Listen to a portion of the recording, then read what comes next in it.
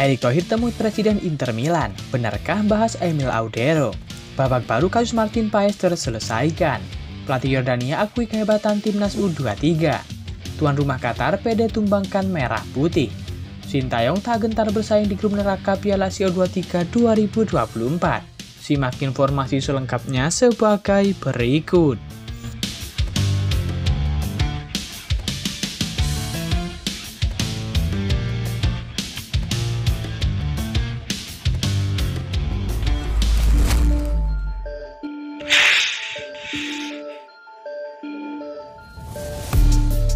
Kabar pertama datang dari pelatih Yordania.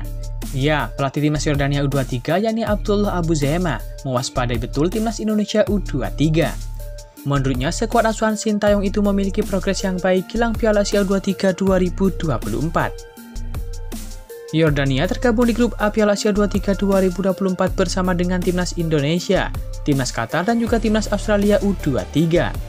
Yordania 23 akan menghadapi timnas Indonesia U23 pada laga terakhir, tepatnya pada tanggal 21 April 2024 malam waktu Indonesia Barat. Namun, pertandingan itu berpotensi menjadi penentu kelolosan ke babak berikutnya. Yordania sendiri menargetkan merebut satu tiket ke Olimpiade Paris 2024 yang artinya paling tidak menembus semifinal. Abu Zema mengakui grup A Piala Asia U23 2024 cukup menantang. Ia yakin baik Indonesia, Australia hingga tuan rumah Qatar bakal memberikan perlawanan sengit terhadap anak asuhnya. Tidak diragukan lagi, ini adalah grup yang menantang. Tujuan kami jelas untuk lolos ke Paris 2024, ungkap Abu Zema. Setiap tim di grup ini sangat termotivasi, yang akan membuat semua pertandingan menjadi intens dan tidak bisa diprediksi. Imbuh pria berusia 48 tahun tersebut. Australia adalah tim yang sulit, seperti juga Qatar yang akan mendapat dukungan penuh sebagai tuan rumah. Kami juga tahu betul seperti apa kemajuan sepak bola Indonesia, tutup Abu Zema.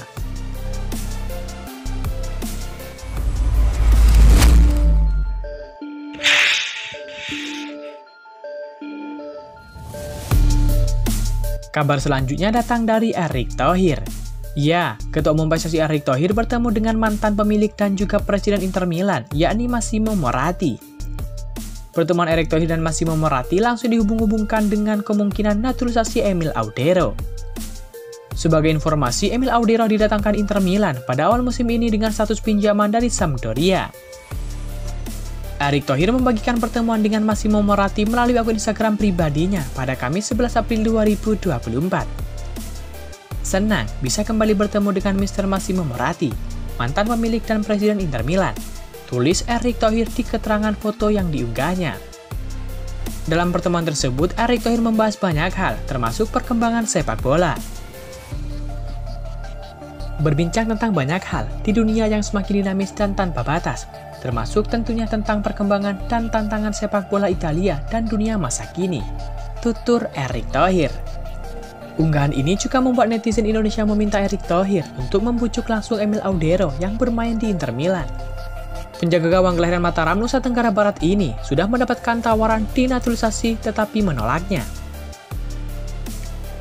Ajaklah Emil Audero ke timnas kalau Pak Erick bisa, tulis salah satu supporter timnas Indonesia.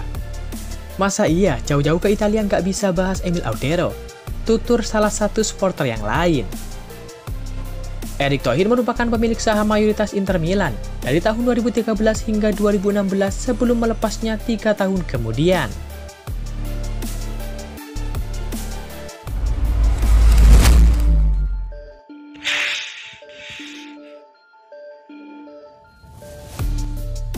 Kabar selanjutnya datang dari Martin Paes.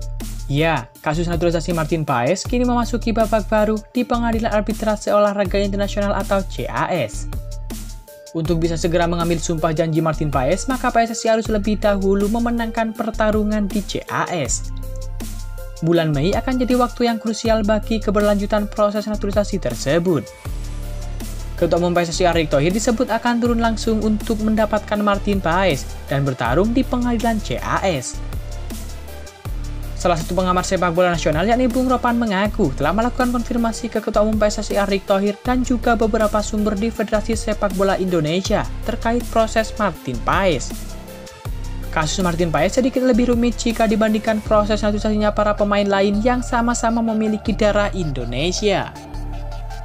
Alasannya Martin Paes pernah membela timnas Belanda di kualifikasi Euro U21 tahun 2020 lalu. Padahal saat itu Martin Paes berusia 22 tahun. Sesuai dengan artikel 9 ayat 2 tentang perubahan asosiasi sepak bola seorang pemain, maka harus di bawah 21 tahun. Saya hubungi beberapa sumber di PSSI, dan termasuk Ketum Pak Erick Thohir. Optimis akan menang, kata Bung Ropan. Saat ini PSSI sedang menyiapkan berkas dan data penguat bahwa Martin Paes bisa membela timnas Indonesia. Namun PSSI mesti gerak cepat mengingat kehadiran Martin Paes di timnas Indonesia sangat dibutuhkan.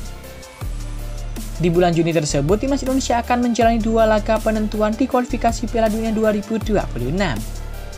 Indonesia akan berhadapan dengan Irak pada 6 Juni 2024 dan Filipina pada 11 Juni 2024. Jika menang di salah satu laga tersebut, maka Indonesia akan lolos ke putaran ketiga kualifikasi Piala Dunia 2026. Untuk memastikannya, maka Martin Paes digadang-gadang bisa bermain di 2 laga tersebut.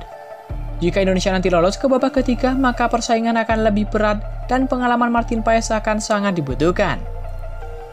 Saat ini ada 6 negara yang sudah dinyatakan lolos ke babak ketiga, ada Qatar, Korea Selatan, Iran, Irak, Uni Emirat Arab, dan juga Australia.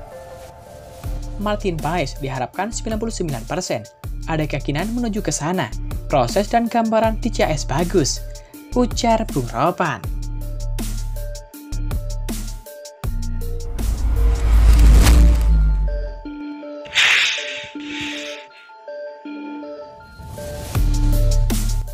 Kabar selanjutnya datang dari Sintayong.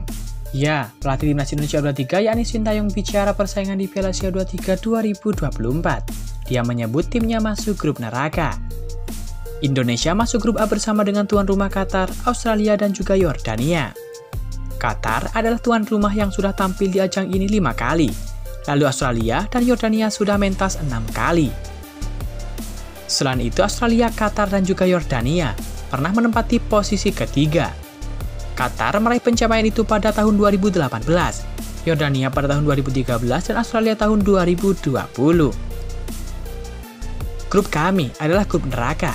Saya akan menggunakan pendekatan bahwa kami juga bisa menjadi tim yang bersaing dengan tim kuat, kata Sintayong.